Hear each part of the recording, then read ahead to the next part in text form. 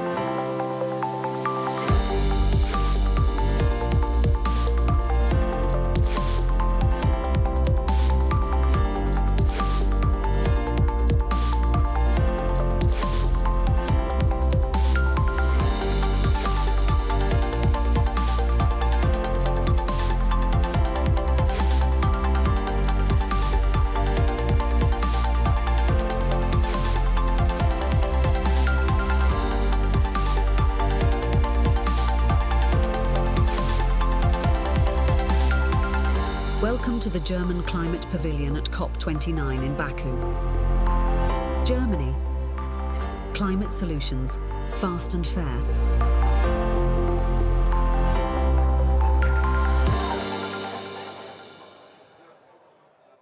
Good afternoon, everyone. It's a tough spot after lunch in a noisy pavilion, but I think we can pull it off if we all work together on our focus and general silence.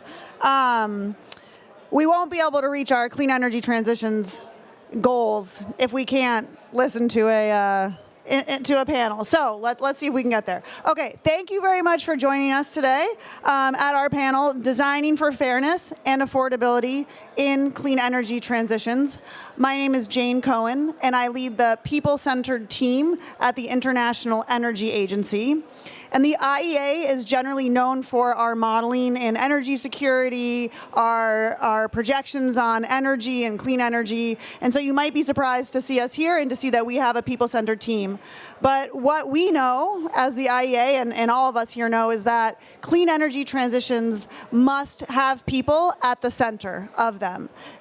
That clean energy transitions not only give us an opportunity to provide benefits for people around the world, it's also an imperative that we must leverage this opportunity to improve the lives of all people. And so to talk about how to do that, today we have a fantastic panel, and we are going to have an opening from Laurence Toubiana, the Executive Director of the European Climate Foundation. So.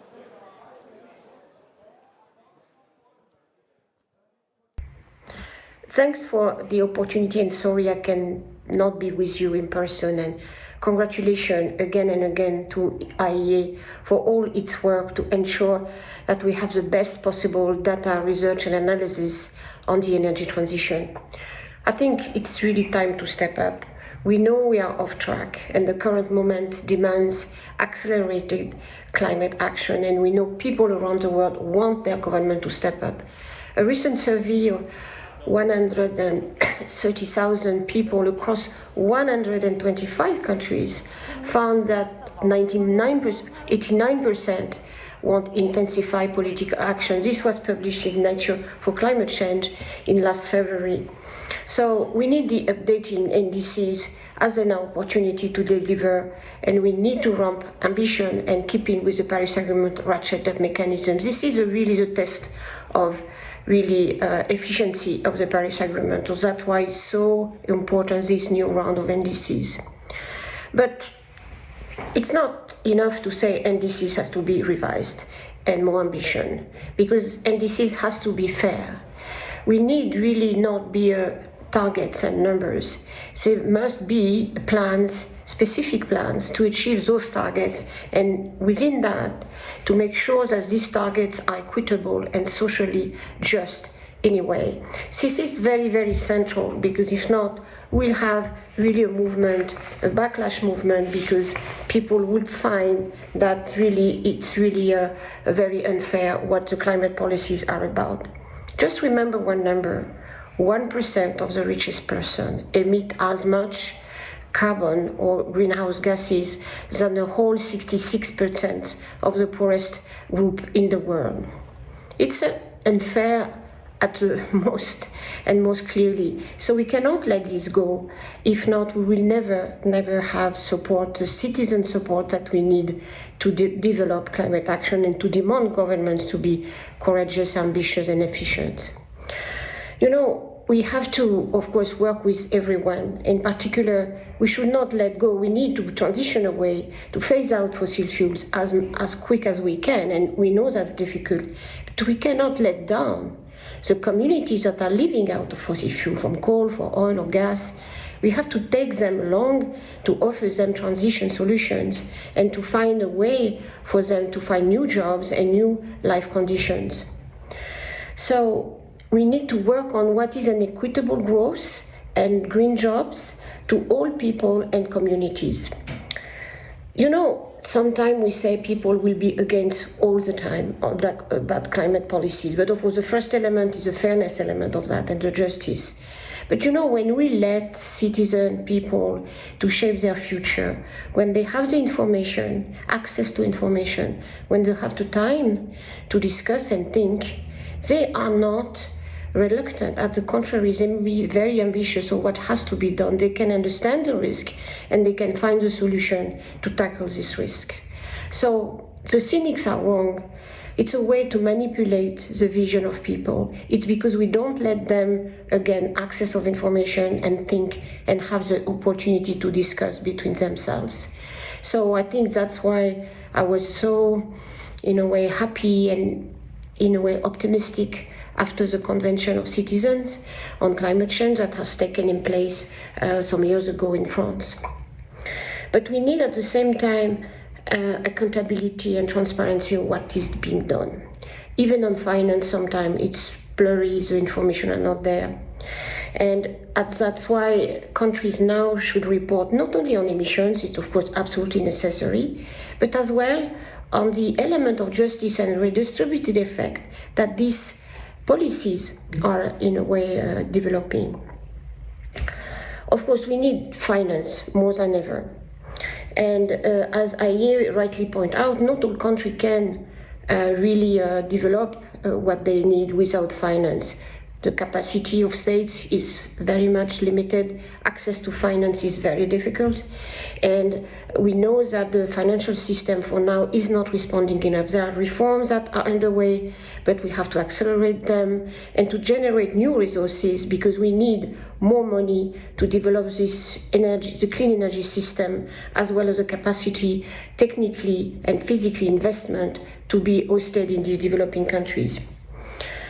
We need technical support and knowledge sharing, evidently. That's why it's a very important initiatives that IEA took earlier on, this people-centered clean energy transition, it's a vital resource. I've been participating to the first meetings. I was impressed by the diversity, the clarity of the discussion there. It's one of the most important initiatives that I have seen taking place recently, and I congratulate again IEA and Fatih Birol to have launched that. I am really happy to be part of this exercise. Clean energy will require, we know that, a lot more critical materials to be possible. And that is an extraordinary opportunity because a lot of these critical materials are an asset in developing countries. So that's the moment to develop really fair trade and investment partnerships that can really allow developing countries to keep and much more value added out of these extractive activities and develop a really new supply chain that will really create growth.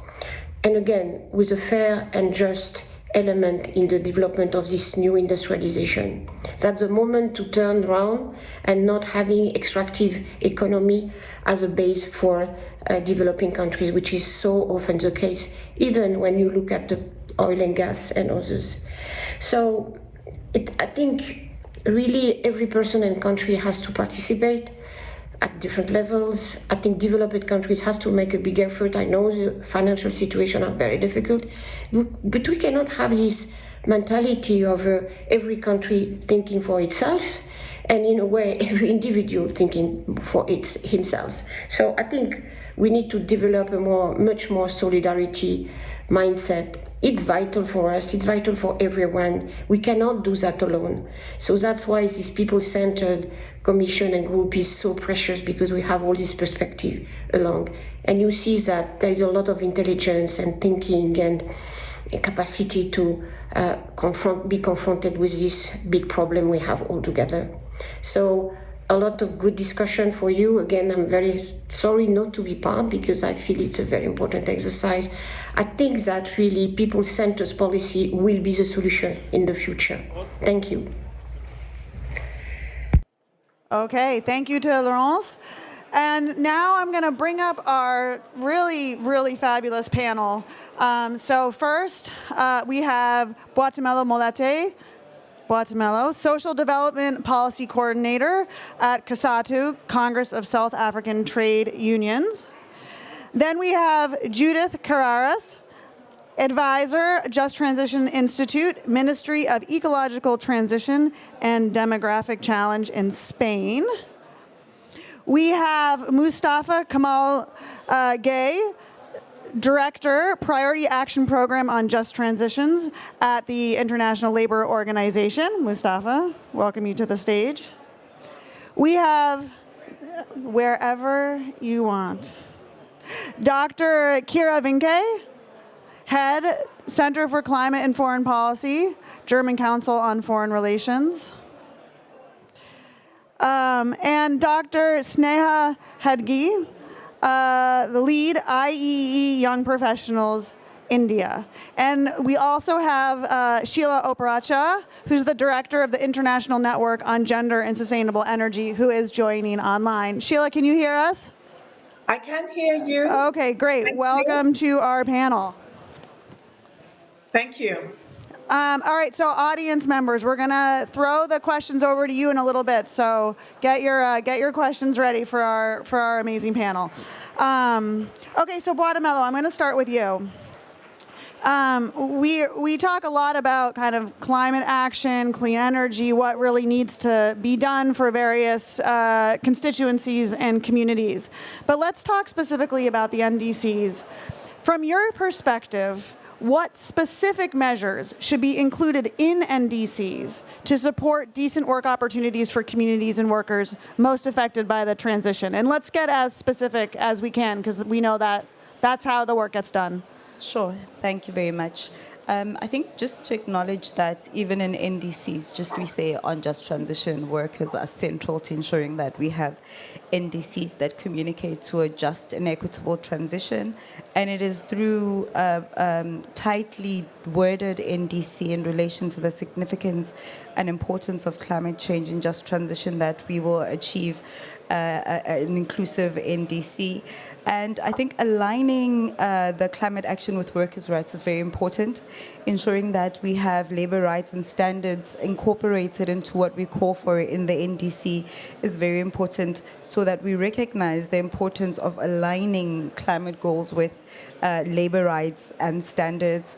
For instance, ensuring that there is creation of decent work, that the work that is created is unionized, that we have a fair representation of workers in the union sector, and ensuring that we are negotiating through collective bargaining, which is also very much wind right by the trade union movement, and ensuring that we have fair wages even when we do negotiate towards an NDC that is inclusive.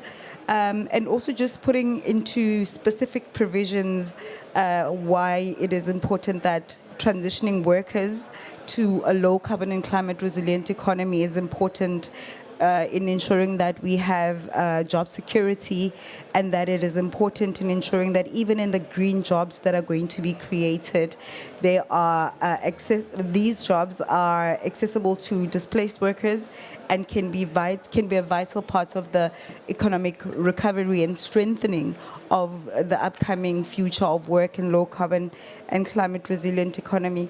I also think it's important that we think through the NDCs how it is that we can align this and accompany this with a financing mechanism that is developmental in nature, a mechanism that will ensure that the supporting of workers is not only done through job creation, but also through reskilling, upskilling, and skilling of workers towards these new low carbon economy jobs, and ensuring that the state actually plays a role in the legislation of the various standards and in the legislation of the various rights that we would want to see that workers would have through an NDC that's ambitious and an NDC that considers not only just workers and worker rights, job creation, but also considers the community in its entirety, because above and beyond that, workers are part of communities and we can't de-link them from communities. I think just as a final for me would be the importance of highlighting social dialogue in NDCs, highlighting how it's important to interlink issues that are raised in communities, issues that are raised in business and government, being able to nationalize those into one single discussion where everyone is actually part of the discussion and no one is left behind. And in the fair definition of just transition, we make sure that we are inclusive and that we leave no one behind.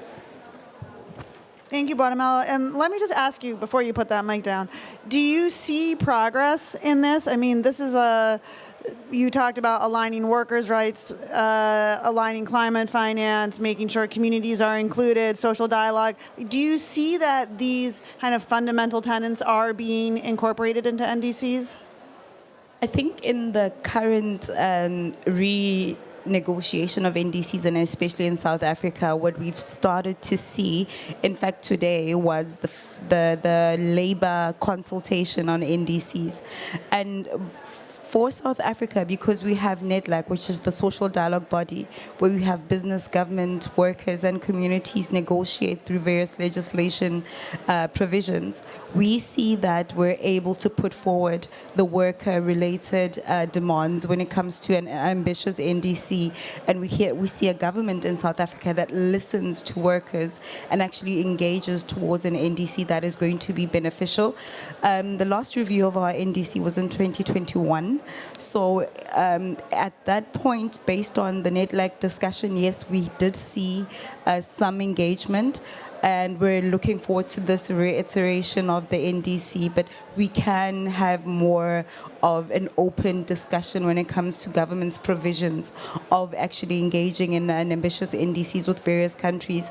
And I do acknowledge that South Africa is one of the most unique countries that have social dialogue legislated into its makeup. So it's very important to acknowledge that a willing government, a political will is very essential to negotiating the NDC. And I think in South Africa we've seen it, and we are yet to see how it will develop into a more implementable NDC, and an NDC that's more ambitious leading to 2035 and further.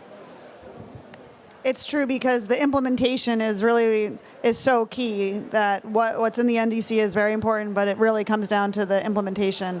And I will say, at this COP, I've heard South Africa mentioned many, many times as a place where there's really impactful work going on. So, okay, so Mustafa, moving over to you. ILO is working with a number of countries on NDCs and kind of aligning NDCs with just transition principles. Can you talk about the work that ILO is doing and sort of how you have approached it in a way to be as impactful as possible?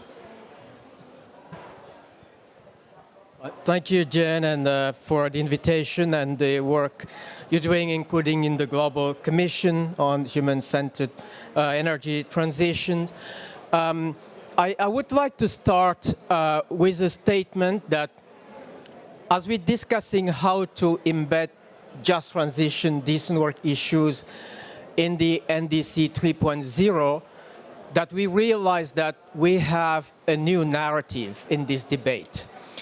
A few years back, when we would discuss decent work, job issues in the context of climate change, we would see them as co-benefits.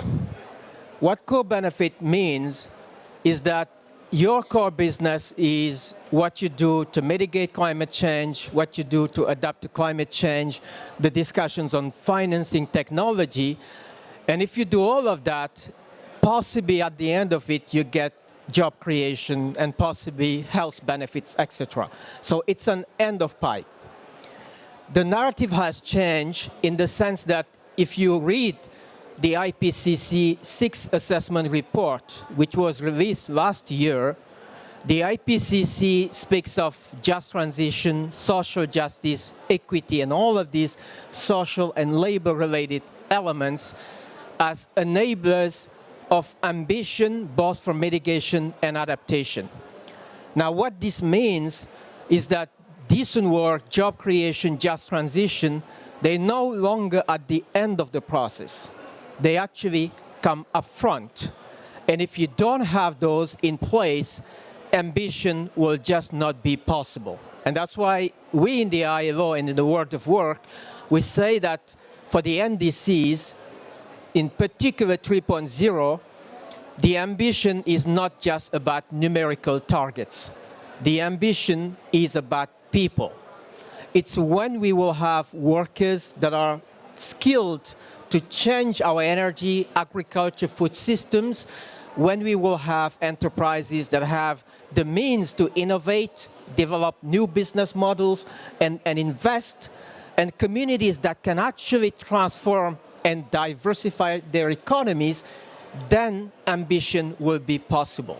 So again, ambition will mean nothing if we stick to numerical targets, 1.0, etc., 1.5 to 0. We need to put the effort on those enablers that the IPCC put in the AR6 report. And I think we have heard that now from Kosatu. They are, first of all, about process. The NDC 3.0 must be about policy content, but also policy process, and both are indispensable. Process means that this is not a business of governments alone. Governments alone will not be able to achieve the ambition they have put for themselves. When we looked at the last round of NDCs, and I'm citing figures from the International Trade Union Confederations, they found that out of 10 NDCs, only one was developed through social dialogue. This must change. It's not going to build the social consensus that will rally all of society for action if governments work alone. The second element is policy content. And I think here it's important that we unpack what just transition means.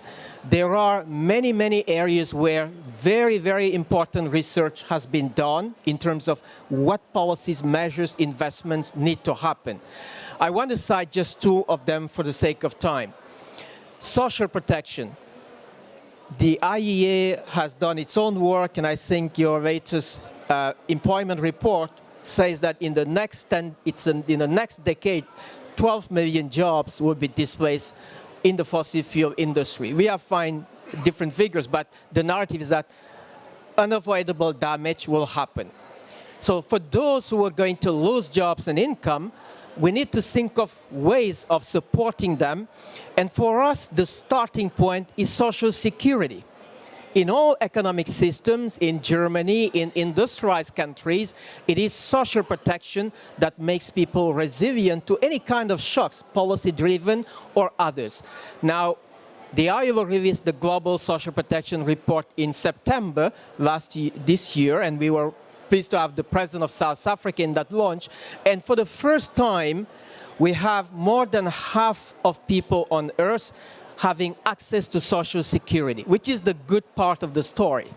The challenge is that if you take the 20 countries most vulnerable to climate change, only 1 out of 10 people, or about 9% of their population, has access to social security, of any form of social security. This has to be built into the process. And it's not inventing anything, because the UAE consensus of last year has already a COP decision that speaks about adaptive social protection. So how NDCs can pick up that adaptive social protection and make it happen in the next round. And my last point is about skills development. We have a positive narrative. On the 1st of October, we just released the Renewable Energy and Jobs Annual Report, which Irene and I will publish this, but IEA does also a lot of work on the renewable energy sector. But if I just refer to the jobs report, we found that last year, 16 million people were employed in renewables. So this is a positive story. We will have more and better jobs. But it is how you get those who will move into sectors downsizing into others. And we have estimated that 78 million people will need to be retrained, reskilled. So how do we get that operationalized in the NDCs with specific measures? We have the tools. I'm happy to come to that, what specific tools and policy measures countries could use in the discussion. But just let me end here to emphasize the point that NDC 3.0 has to be human-centered. It has to be about empowering people, a whole of society, a whole of government approach to be successful. Thank you, Mustafa. I think you made so many good points there, and I would just kind of echo this idea that the kind of what has been previously thought of as co-benefits really have to be thought of as the drivers, and the policies that are put in place need to reflect that. And Mustafa, you were talking quite a bit about social protection and really thinking about the workers who are going to be losing their jobs and how to kind of make sure that they have these opportunities and that they have social protection along the way. And that brings me to Spain, because Spain's just transition strategy is often really highlighted and thought of as a model for how it supports workers and communities during these clean energy transitions. So I'm curious, Judith, from your perspective, what are the key actions that have enabled these positive outcomes? And I think it would be helpful to think about that both from kind of industrial policy, as Mustafa was talking about, but also your sort of worker-to-worker strategy and how you're kind of really thinking about it from the perspective of the worker and the community. Thank you very much. First of all, let me thank you for the invitation. I'm not sure if I would say a model, but we're trying our best, I would say, in any case. For us, something very important, the first thing, it's been, of course, the political commitment that has been translated into, I would say, a legal framework. Let's say that in Spain, when the climate law was adopted, the climate law came together also with a just transition strategy. So we understood that the social dimension need to be, I would say, put at the same level, or at least having objectives, on where do we want it to go. To the extent also that there is a commitment to adopt a just transition strategy every 5 years, understanding that this is a life process. We can start with certain sectors, but we need, I would say, to rethink that and be open to see how to address the social challenges that may arise. So the legal setup was very important. The institutional anchoring was also very important, and we developed a Just Transition Institute. I work for the Just Transition Institute, which is part of the Ministry for Ecological Transition. Actually, I would say, to really work on that. Another important part, and you were mentioning that it's governance, it refers to participation, to meaningful participation, and for us the question of ownership here was very important. And we understand, if I may use this similar of an onion approach, meaning that at the core for us it was the workforce, because there was an agreement of the closure of mines in Spain and also the coal-fired power plants. So there was an agreement between the trade union, the energy companies, and the government for the closure of that, with the setting of a number of measures.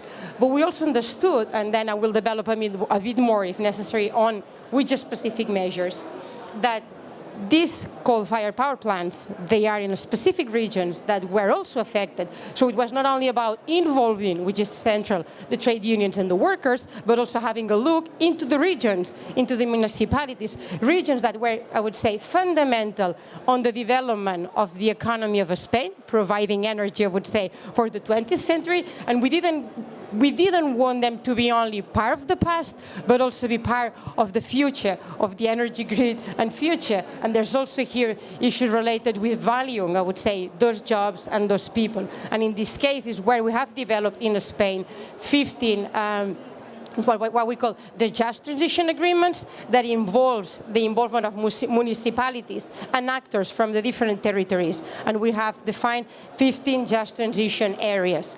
And of course, that has been then accompanied and supported with state aid.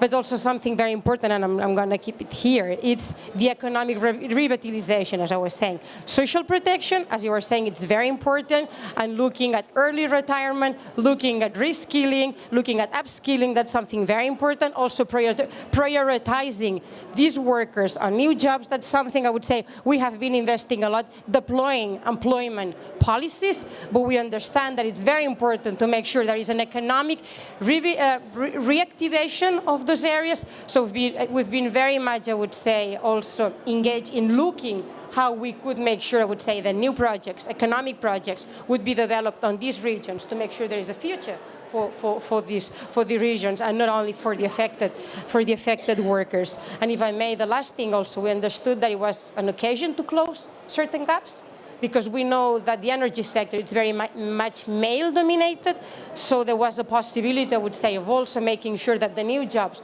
would be looking at youth, will be looking at women, and that's something I would say that in certain of the projects developed, we've been looking at, and on the tenders, for example, or on the grants that have been put on the table, it was some of the prerequisites. I don't want to take longer, so I will stop it here.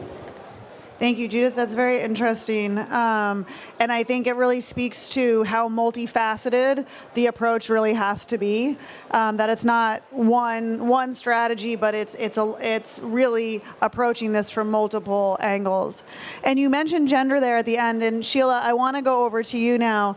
Can you talk a little bit about how NDCs can be underpinned by gender equality, and also why it's important? I mean, I think we can all rattle off a few reasons, but really from someone who's looking at this in a very detailed and deep way, can you talk a little bit about why these gender dynamics really matter?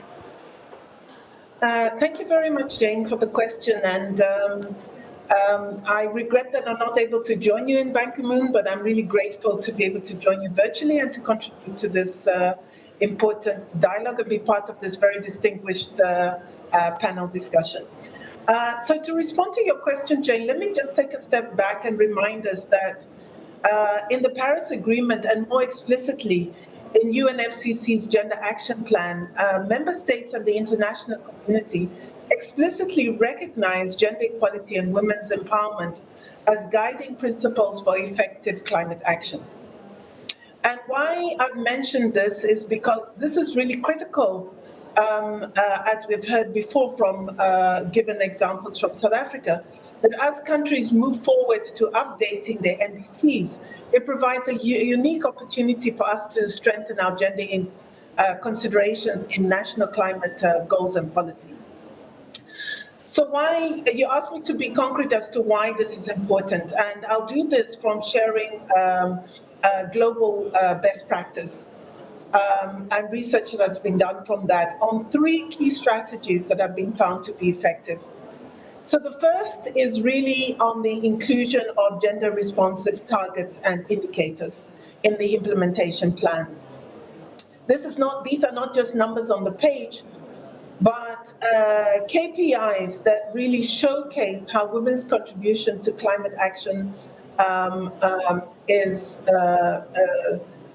meaningful in moving forward progress, but also strengthens accountability for demonstrating how women are engaged in climate actions, and tries to amplify and value this contribution. The second has already been spoken about by other speakers, but that's creating inclusive spaces for inclusive dialogue. And this is particularly, where we have found this to be particularly important, is spaces that really target women coming from marginalized and indigenous communities and bringing their perspectives of how climate change impacts them, and using this to shape and to reshape plans and climate initiatives.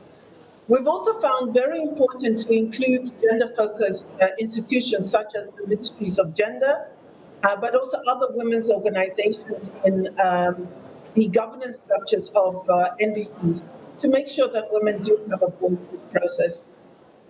And finally, a lot of the speakers have spoken about social safety nets. And this was found has been important because evidence has shown that women are disproportionately impacted by climate change. So making sure that we have safeguards that address their challenges directly is really key.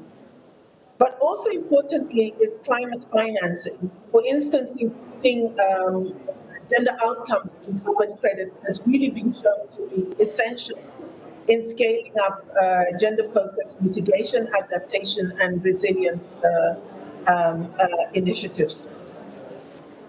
Thank you.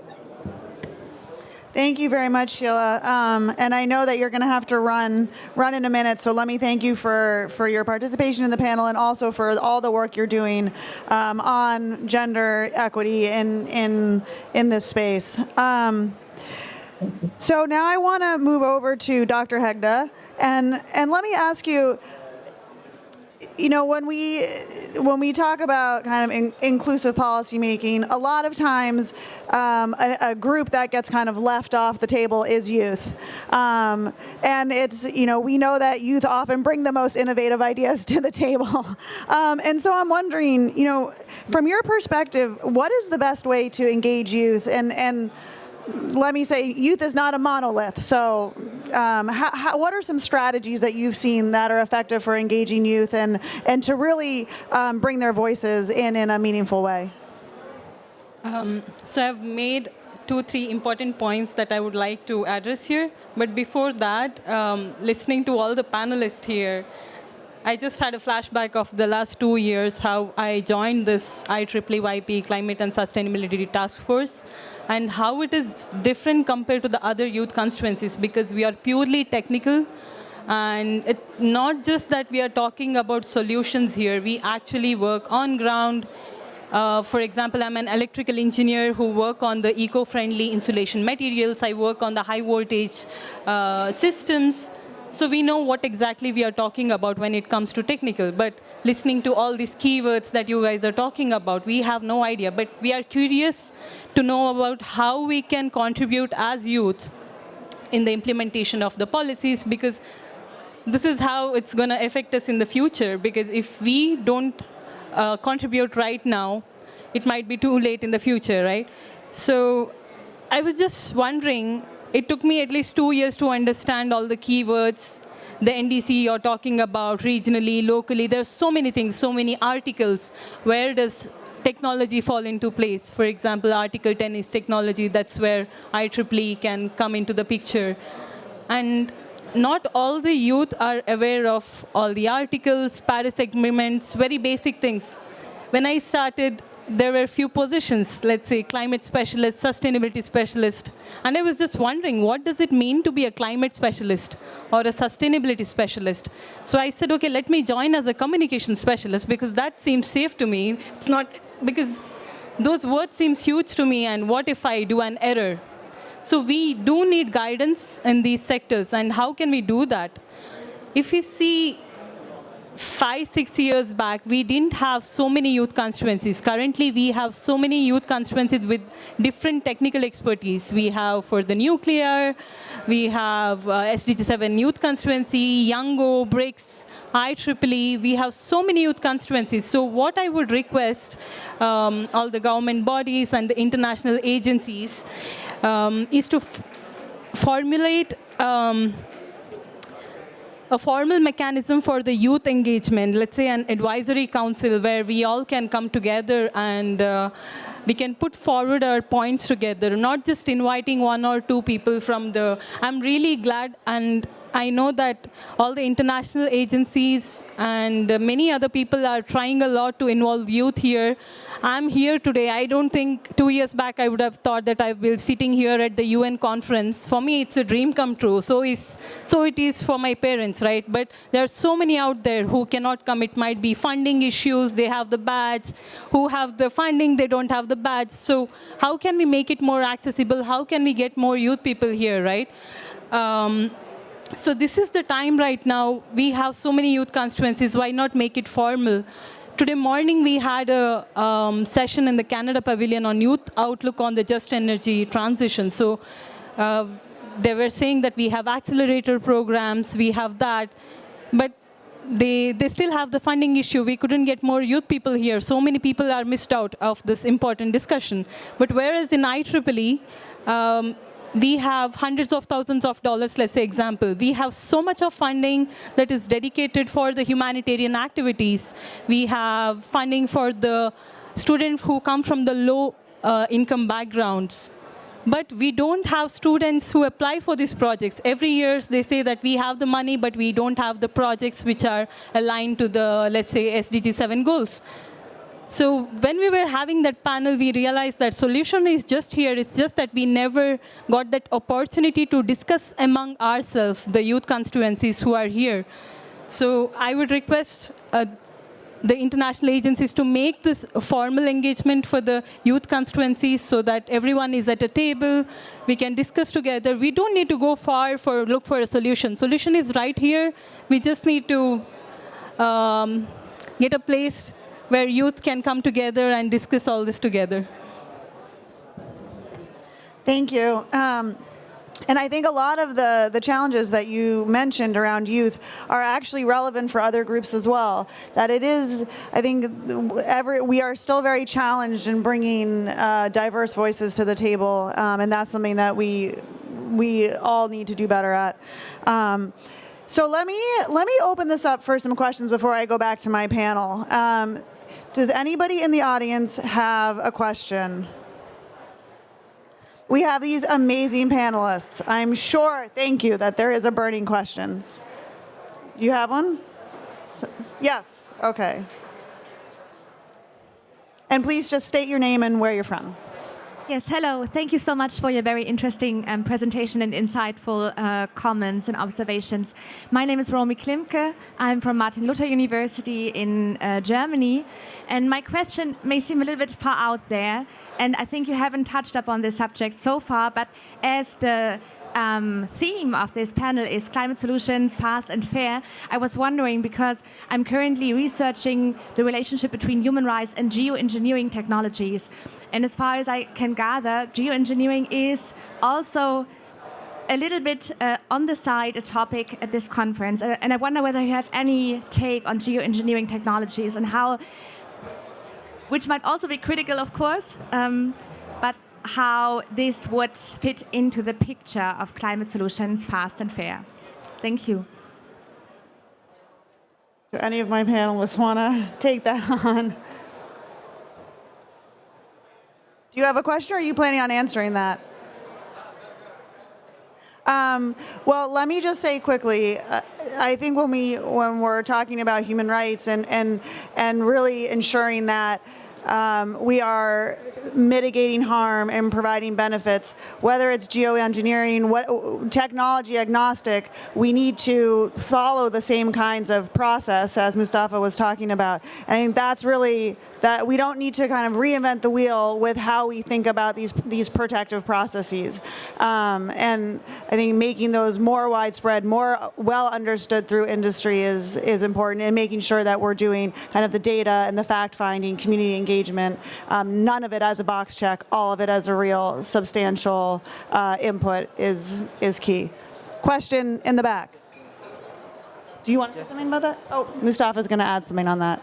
Yeah, if you allow me, of course, on human rights, it's important to state that the General Assembly has adopted, and as you know, in the Human Rights Commission, also a resolution on the human right to to clean air and healthy environment, which is very important. But whether it's geoengineering or the development of critical energy transition minerals, there is a very important human rights agenda there. And if you have seen the guiding principles that the UN Secretary General's panel on critical energy transition minerals has released on 11th of September, human rights are at the center of that. So they are a central piece of this, and they have been in COP decisions. So absolutely important here.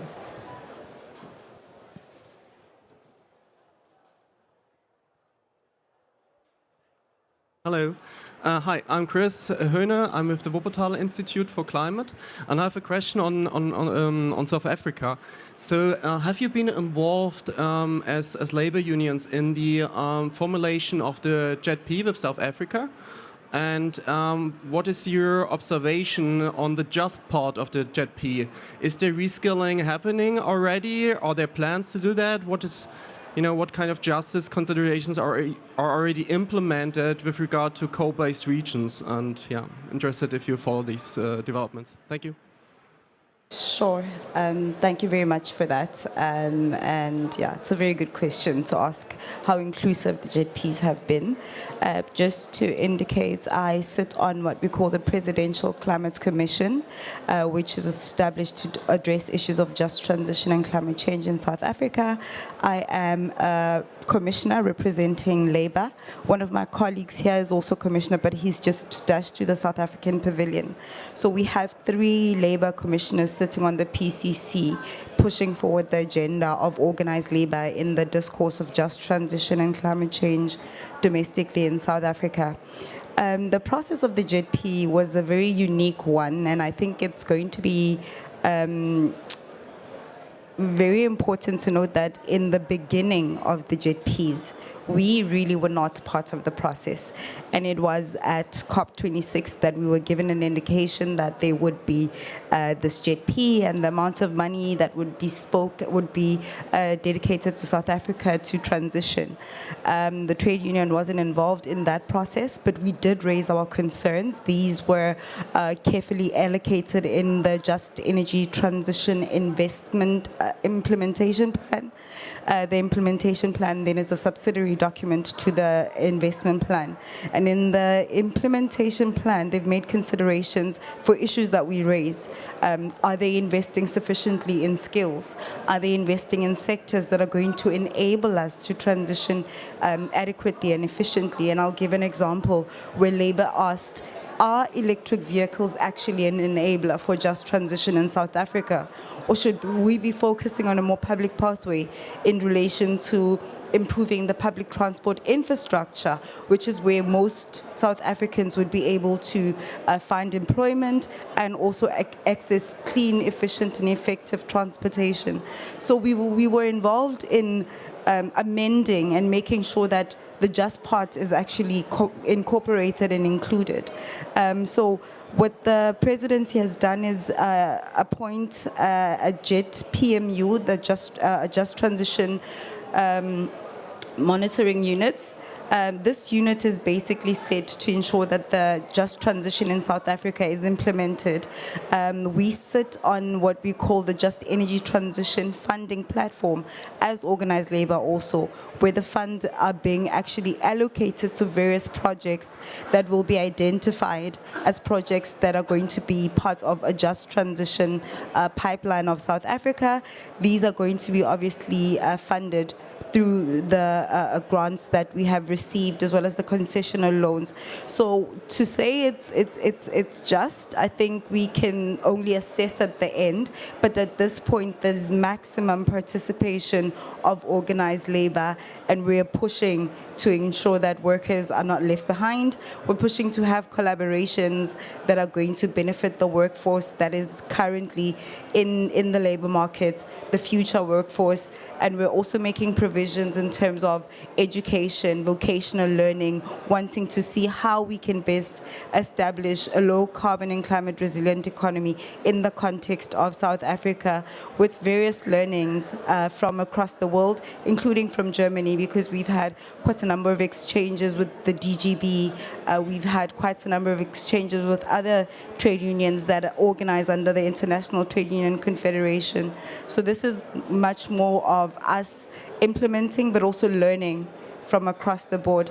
And I am aware that South Africa is the first country to receive these JPs. So we're also only learning as unions and as the country, I'd like to think.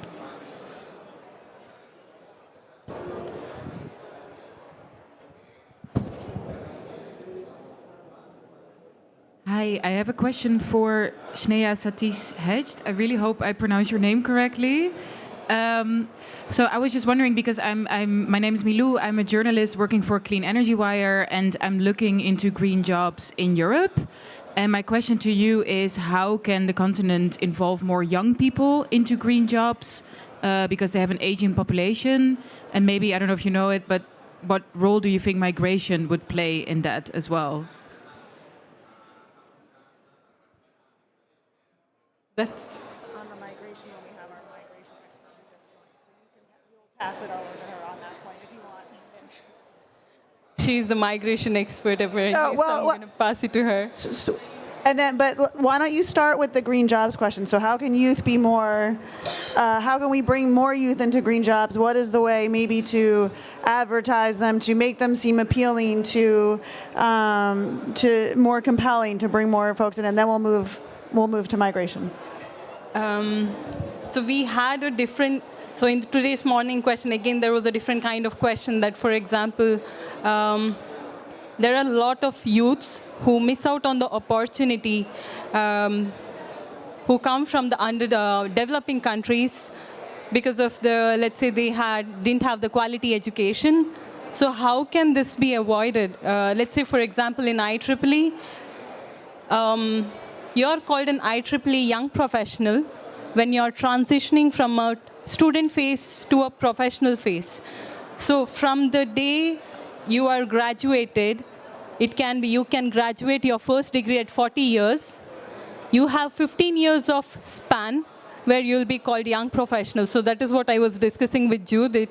So this gives an opportunity for the people who didn't have that quality education at the right time. So every region, they have their own problems where the students couldn't finish their education on time, so they need an ample amount of time when it comes to the people from, I don't know, from US or Europe who have better quality education, right?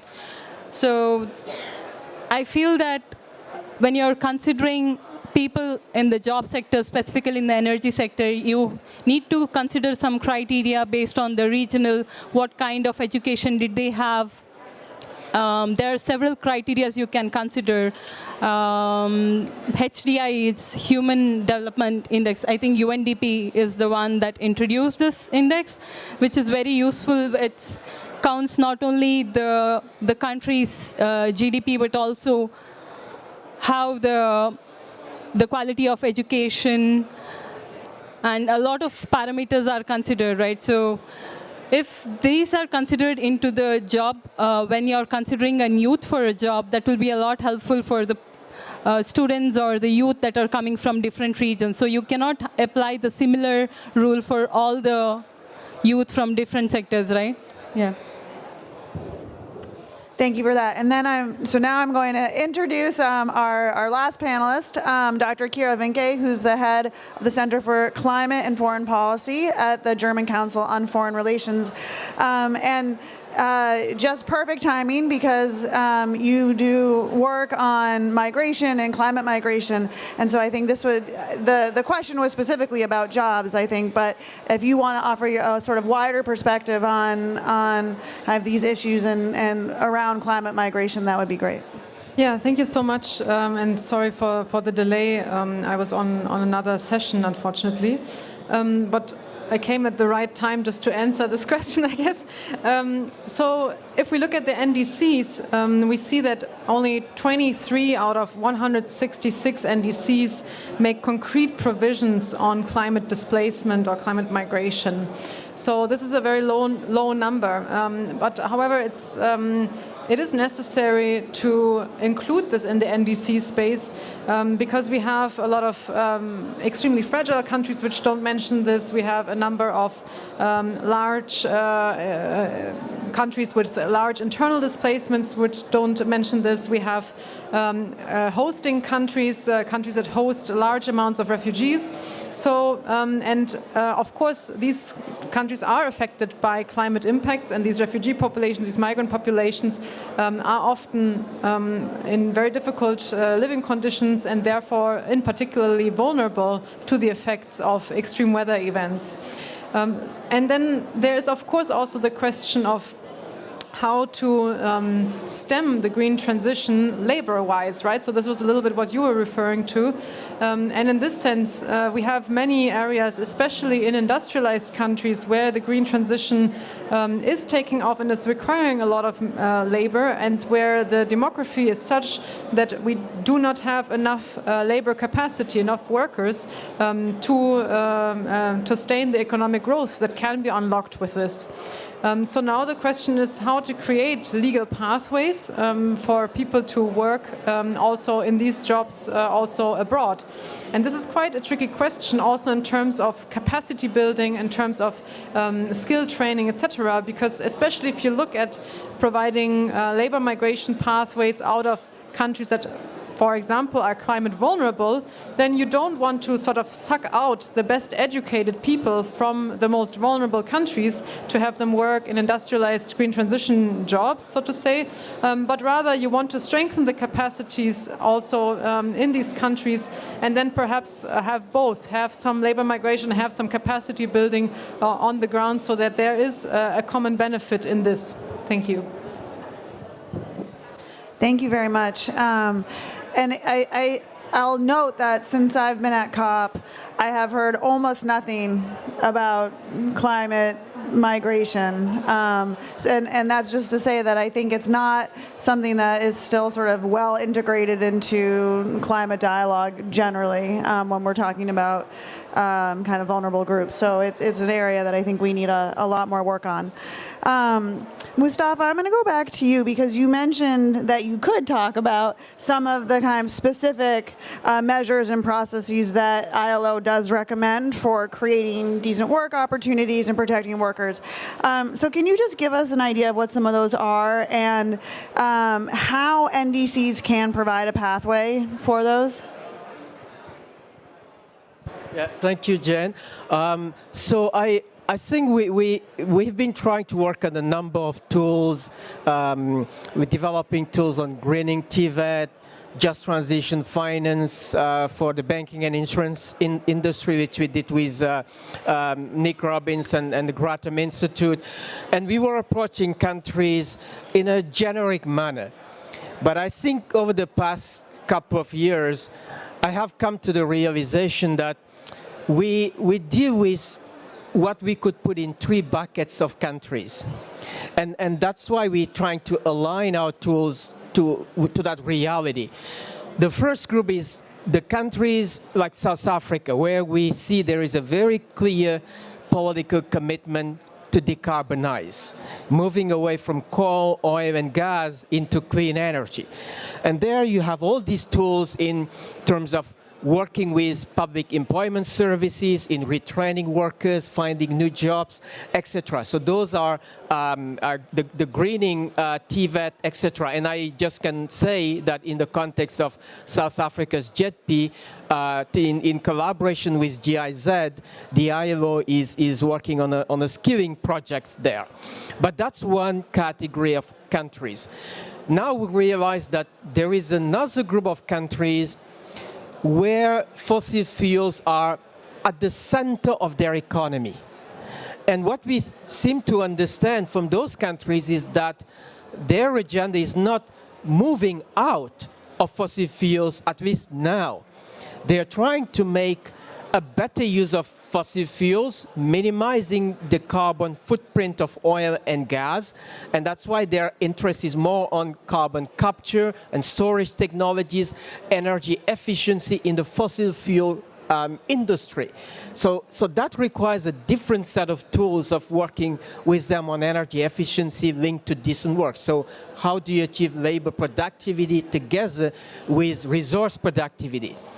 Then we have a third group of countries, which is a very unique situation where, while the majority of the world is moving away from fossil fuels, like the IPCC says, we must get out of fossil fuels by the end of this century, these are countries becoming just new oil and gas producers.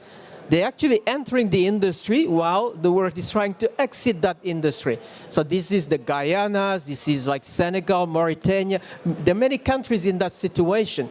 So therefore, the question is, in those countries that are actually trying to build a fossil fuel workforce now, while most of the other countries are building a renewable energy workforce, how can you work with them to build that workforce? Because in any case, they will exploit oil and gas, but ensure that they don't get a lock-in effect in the fossil fuel economy forever, and they can anticipate their transition to clean energy with that workforce. So what kind of training could be for engineers, technicians that could be now deploying oil and gas systems, but over a few decades move to clean energy, green hydrogen, etc. So for that third group of countries, we're really having a question mark. We don't know how we have seen Ørsted, Denmark, and many countries have moved their assets, but starting from building the training in oil and gas, then thinking of these workers moving a few decades down the road to clean energy is a big question mark. So for some of these, the first category, we know what we can do working with employment public services, using greening TVET tools, and that's what we do in South Africa. But for the other two groups of countries, it's really a question mark. And so is it about thinking in sort of earlier education how to sort of broaden out training and skills building so that they are more adaptable? Is that sort of where you're trying to go? Well, no, what we have done, for example, on TVET, because we find that many of the occupations we need in clean energy, in solar, wind, etc., they require technical vocational training.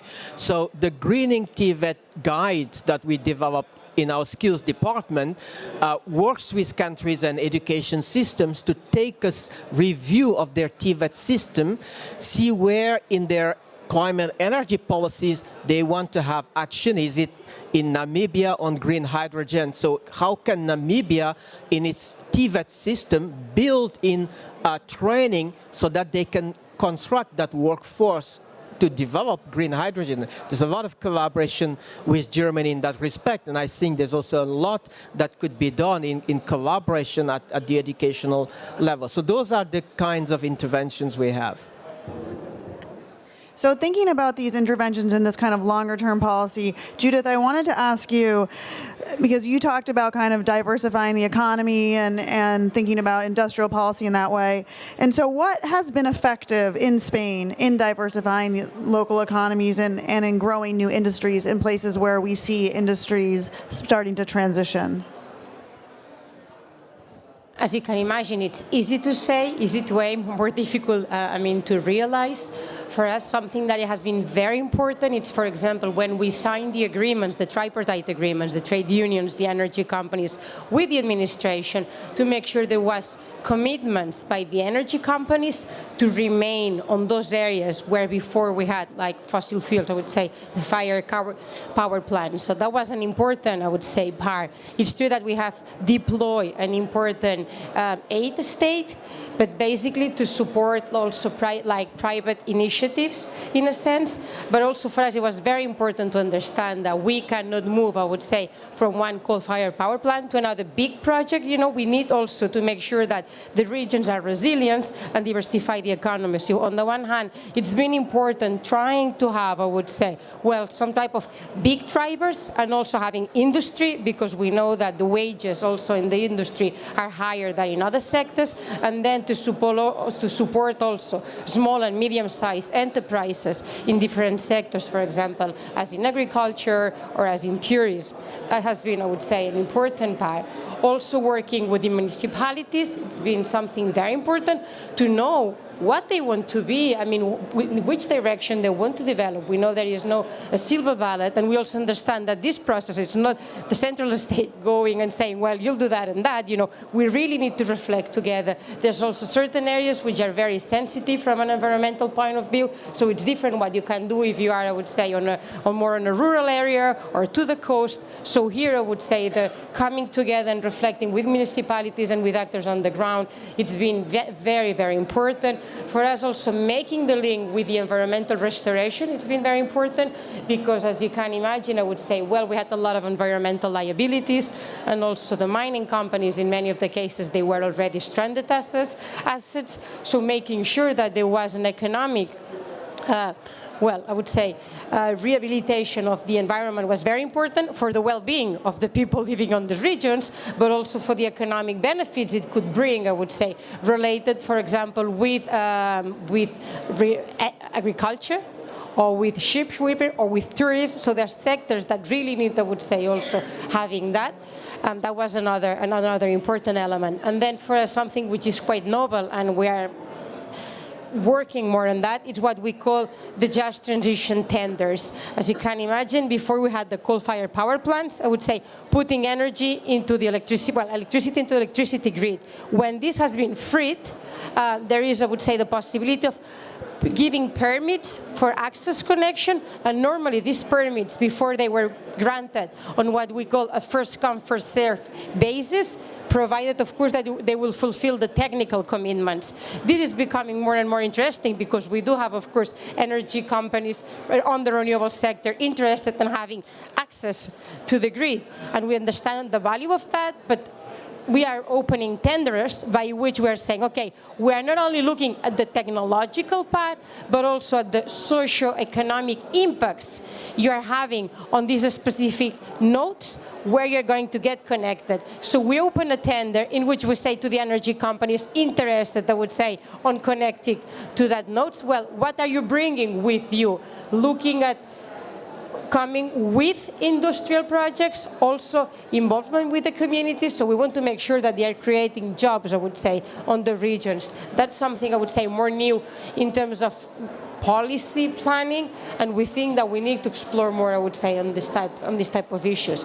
And then we also know that, I mean, we probably need to promote and support more projects than knowing that some of them, I would say, well, they will not survive maybe, or it will be difficult to go through. So there's something I would say that we are trying. But as I'm saying, it's a combination of different policies, and it's also a process of learning as we are going. Yes. Well, and all of this is very complex and requires a lot of coordination and long-term planning. And just before we close up this part of our event, Guatemala, I was hoping you could just quickly talk a little bit about the Presidential Climate Commission and the role that it's playing in South Africa. Sure, thank you very much. So the Presidential Climate Commission was actually appointed by the President of South Africa himself, looking through various constituency within the South African stakeholder makeup, where it comes to, firstly, I'd like to say, as a young worker, young people are actually there recognized as a constituency, and it has their representatives. We have organized labor, we have civil society, but we also have faith-based organizations in the PCC, as well as government officials both at national, provincial, and local municipality level. So there are various spheres of government that are represented in the Presidential Climate Commission. We also have at the national level, and I think it's very important, ministers of various ministries. The Minister of Energy and Electricity sits on the PCC. The Minister of Environment and Forestry, Fishery and Forestry sits on the PCC, to ensure that the interlinkages of the just transition discourse are able to be made at that national level, and the commitments are made from the various ministries as well as the various people that are actually accountable for that work. So that is what the Presidential Climate Commission is. It also has a secretariat. These are people that are full-time based, employed, to ensure that the work of just transition in South Africa is actually pushed forward. We also have an executive director there who steers that work. We have the chair of the commission being the President of South Africa, with the deputy chair being Vali Musa, who's outgoing currently. So there are various levels of engagement, both political and operational, that sit at the PCC, and I think that's what's making it important, and how the gains of the PCC have been able to be made, because even when there is consultation, it's done from a level of secretariat, but also a level of political influence and will. I also just want to speak on the ILO and UNEP Youth Pact for Green Jobs, Mustafa. And I always mention this as an advisory committee member there. And I think it's important that both when we speak about green jobs and the future of work, we consider that there's this Youth Pact for green jobs. And at the international level, when young workers actually convene and are able to have those discussions and at that level, I think we'll be able to make inroads nationally as well. So when we do speak about the future of work, we need to acknowledge that the ILO is actually facilitating for the discussion to take place, facilitating for young workers from business, from labor, as well as the organizations to be able to have these discussions. And I think also, just to speak to one part, I said that the project management unit in the presidency is the one that actually implements the just transition in South Africa, the just transition discourse in South Africa, and are the ones that are going to be doing the allocation of the grants. And I think that's very important to highlight in my intervention.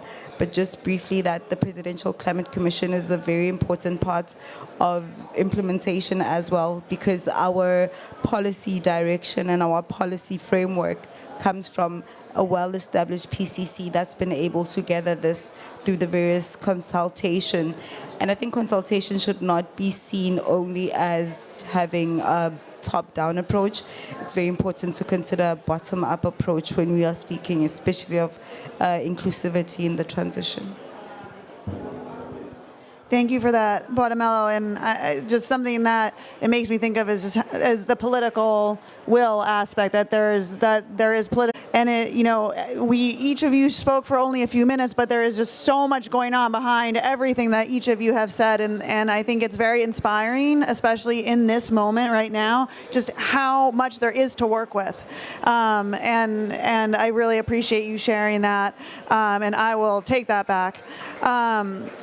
At the IEA, we're doing some of this work through our Global Commission on People-Centered Clean Energy Transitions. And I realize here that we have COSATU on our commission, we have ILO on our commission, we have Germany, Spain, and we have youth representatives. So we're really kind of talking about what this commission is trying to do. And some of the next steps for moving into COP30 is really working on how we can implement what we've been talking about here today on fair transitions. We say fair, affordable, inclusive transitions, how those can be implemented, and how we can help support the integration of this into NDCs and then the implementation. So, so let me again thank our panelists. If we can give them a round of applause. Oh, do you want to say one? No, we've got and then we're going to, and then we have some closing remarks. So first, Mustafa. Thank you for your indulgence, but I just wanted to mention that, as you may know, on 7 and 8 of October this year, the German Chancellor convened the Hamburg Sustainability Conference. So at that conference, the ministry, German government, represented by the Minister of Development Cooperation, the Director General of the ILO, and representatives of the International Organization of Employers and International Trade Union Confederation signed a call to action to promote more social dialogue for a just transition. This was also signed by U.S. Department of International Cooperation, and we are promoting that call to action. There's a text where I think most of what we've spoken about is there. Any entity, government, other organizations can sign on the call to action. I think it's available on the website of BMZ and on the ILO website. So we just wanted to take this opportunity to amplify that call to action launch at the Hamburg Sustainability Conference. Thank you. Thank you, Mustafa. And thank you again to all of our panelists. And now we are going to move into our closing remarks. So I'm going to ask our panelists to please retake your seats. And I'm going to ask our two closers to come up. So we have Norbert Gorison, who's Deputy Special Envoy for International Climate Action for Germany. And then we have Mariana Espese, who's Special Advisor to Minister of Mines and Energy, Minister Silveira of Brazil. Hello. Hello. Nice to see you both. Really honored to be sandwiched in between the two of you. Both Germany and Brazil are doing so much in this space. So very happy to have you here. And why don't you begin? I should start? Yes. Yeah. Very happy to be here and to discuss and share a few words how we can build on the valuable work of the Global Commission, which is, as I understand it, an initiative in the context of the G20 presidency of Brazil. Comes really at the right time. It's really about how we implement the outcome of Dubai, the energy package of the global stocktake in its entirety, not only looking at the energy goals as such, but also at sustainable growth, jobs, sustainable value chains, health, livability of cities, universal energy access, in particular for those who don't have it yet, energy security. So it's all needed, and I understand that this is on the agenda of this commission. So I can share a few words, if it hasn't been done so by previous panelists, I'm not sure, about the German example. We are on a transition. I just checked before I came here. 25 years ago, our energy share in the electricity production, we had about 50% of coal. Now we have more than 50% of renewables. That is a part of the story. We have also agreed on phasing out coal completely, and that is important to mention. This decision was a very difficult one in Germany, as it is in all the countries, as it is in South Africa, in Canada, in India, elsewhere, in Indonesia. And we did it based also on a commission. So we had a multi-stakeholder commission based of unions, NGOs, business representatives, local people from the affected regions, mayors, etc. And they come up with recommendations how to do that. And that was the basis for a decision which the government eventually took to phase out coal by latest 2038, and it may be even earlier because prices for CO2 certificates are rising in the European Union, and it's more and more economically not feasible to continue with coal. You know, we all know that the economic advantages and benefits of coal, of the energy transition, in particular of renewable energies, are huge. The number of jobs is rising dramatically. So the problem is more like how we bring the jobs there where the people who will lose jobs come together. So, and that is something which certainly needs support, and that's where finance comes in. And I think one of the points, the things I learned over the last 5 to 10 years is that finance for climate finance, for energy transition, has to be a little bit more differentiated. And then the term of transition finance came in. And that means that we may need to fund the transition, also accepting that in the meantime there is still some fossil fuels in the energy system. But of course our priority is to support the social side of the transition. We have an interesting program running in South Africa, Mpumalanga, where we try to establish new job opportunities for the infected people, working with local organizations, creating new jobs, and working in particular also on communication to explain why in the end the energy transition is also good for the livelihood and for the health of the people. If you have been in Mpumalanga, you know this is not a healthy region. So maybe I stop here for the time being. I very much look forward to the outcome of this commission. It should help us to implement the transition, the energy transition, also globally in many countries, and we hopefully should be able to demonstrate progress next year when we come to Belém. Thank you. And I think we all agree that next year in Belém, Mariana, we're going to want to see a lot of progress. So please.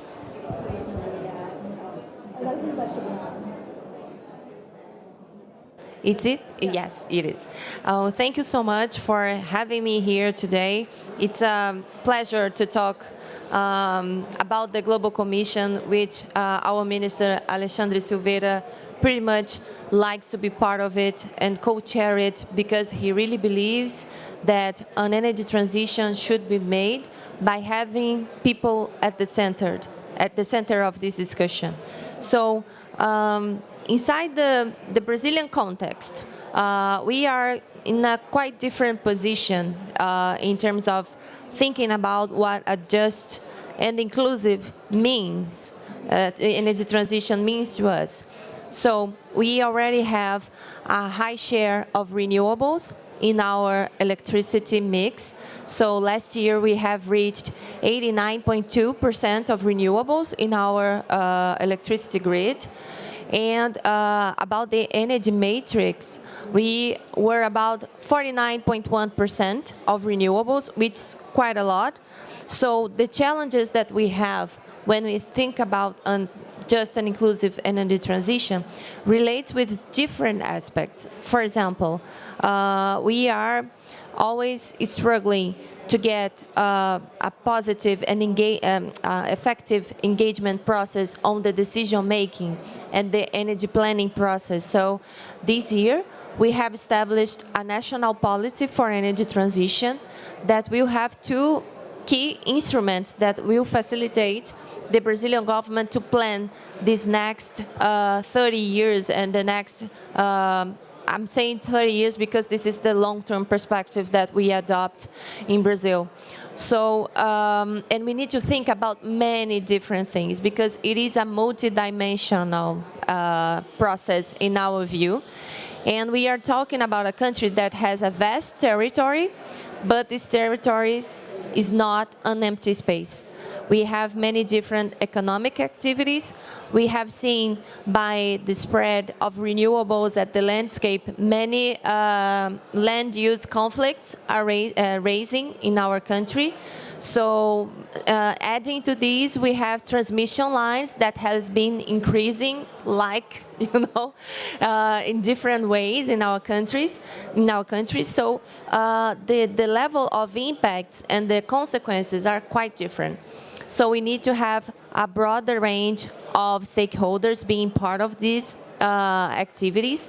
And one of the instruments that we will adopt for next year, for this year, actually, it is already being implemented, but it's going to be quite active next year, is to have, Brazil is going to have, for the very first time in our history, a national forum for energy transition, where we expect to have more than 50 representatives from different areas, from civil society, social movements, trade unions, municipalities as well, state government, and mainly private sector as well, to get this knowledge about what needs to be done, because most of these projects are going to be implemented by private sector in Brazil, not public owned anymore. So we really need to have another approach. And we really believe that this is really, really important for us. And an additional aspect that it is almost not covered in this debate, Brazil is a country that has many important mining reserves. And since energy transition is going to be mining intensive due to the electrification process and all these requirements, we need to talk about sustainable practices.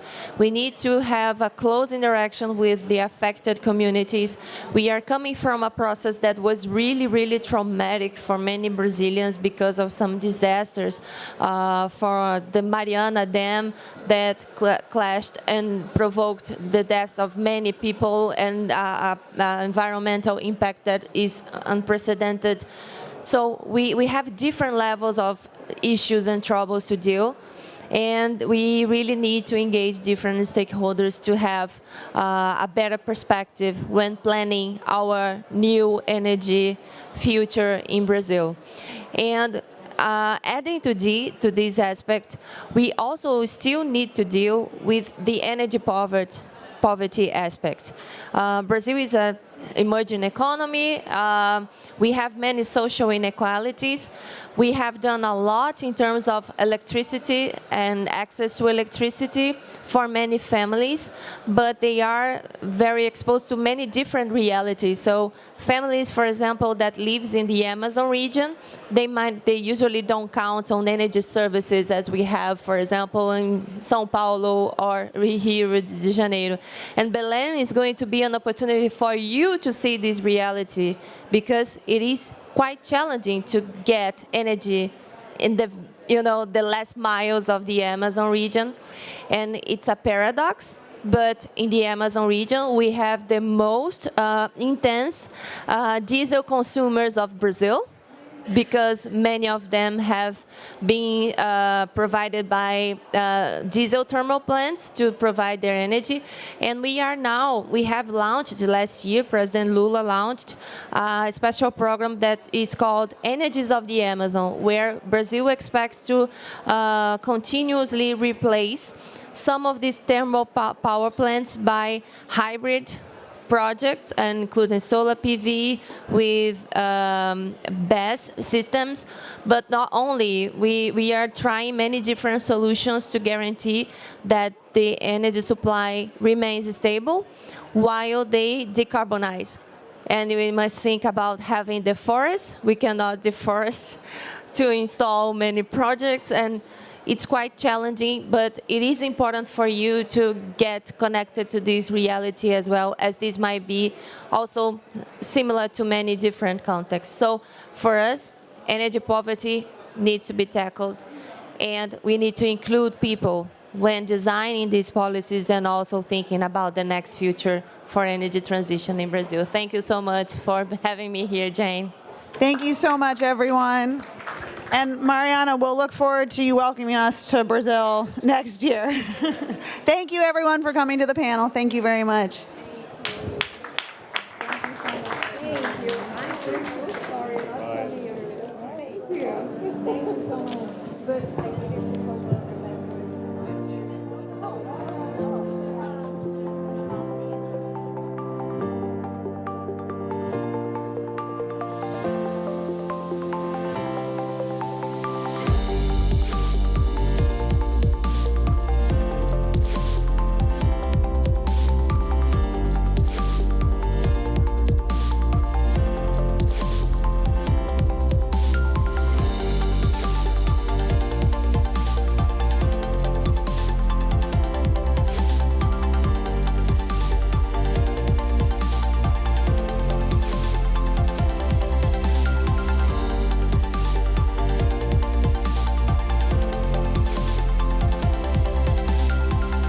Welcome to the German Climate Pavilion at COP29 in Baku. Germany. Climate solutions, fast and fair.